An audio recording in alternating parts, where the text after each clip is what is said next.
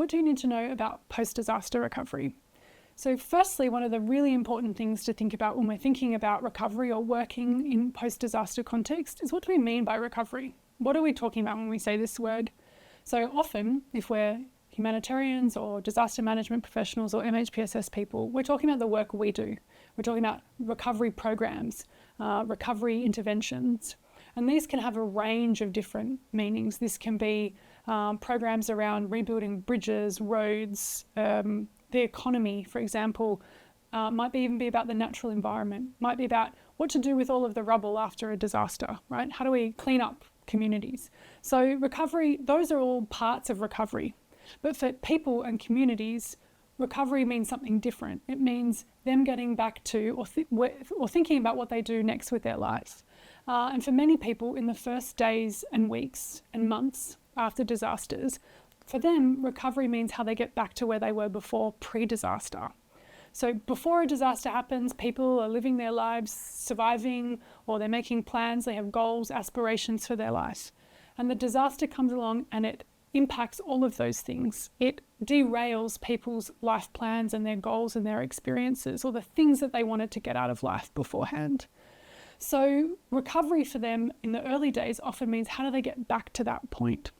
But what I've seen in my work is that over time, people come to realize it's not possible, actually. The disaster has derailed all aspects of their life, and going back to where they were before is simply not possible.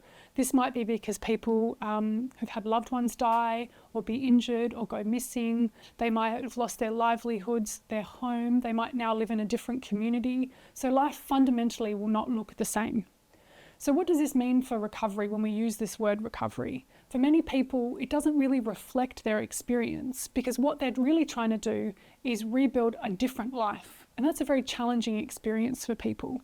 So recovery sometimes is not the right word, because sometimes it invokes this feeling of moving back or going back to something, back to pre-disaster life, which as people move through recovery, they realize it's actually not reflective of their experience. So sometimes a word like renewal is more reflective. It means that they're finding a new life or a new normal after the disaster. So this can be a little bit more reflective for them than the word recovery. However, we still use it in the sector. We still use it to explain our work, and people in communities are still often very exposed to this word recovery. What's important for us as workers or humanitarian professionals is to understand how we use this word when we use it, and that when we're talking with different people who are working in the recovery, it's a very multidisciplinary space, recovery, that we understand what we're talking about at the time. So if we're working with people who are focusing on the economy or financial recovery, they're thinking about recovery in a slightly different way to a community group, for example, who are probably really thinking about recovery activities at a macro kind of community level. So it's important for us to understand and be able to work across these different definitions of recovery if we work in the recovery space or if we work in post-disaster contexts.